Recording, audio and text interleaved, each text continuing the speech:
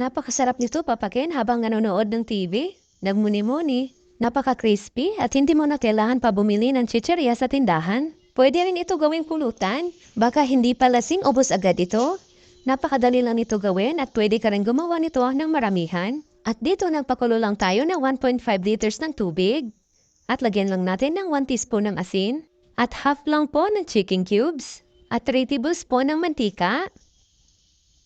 Lagyan rin natin ng 4 tablespoon ng cheese powder. Kung hindi nyo gusto ang cheese powder, pwede naman isang chicken cubes na lang ang ilagay nyo.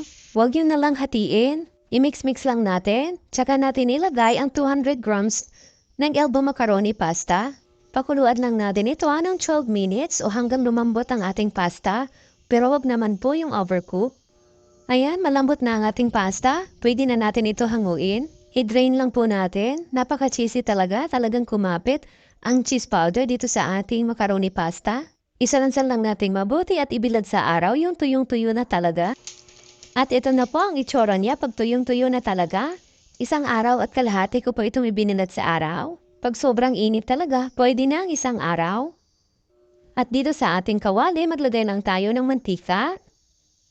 At kapag mainit na, mag-try lang tayo ng isa kung talagang mainit na. Medyo alanganin pa.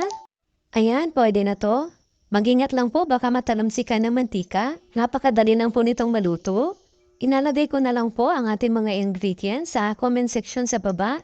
Para kung gusto nyo gayahin ang ating recipe, madali nyo lang po itong masundan. At ayan na po, may masarap na tayo macaroni chicharon. Napakalutong at napakasarap nito, Papa Ken. Pag ginawa nyo ito, tsak na magugustuhan ito ng inyong mga chikiting.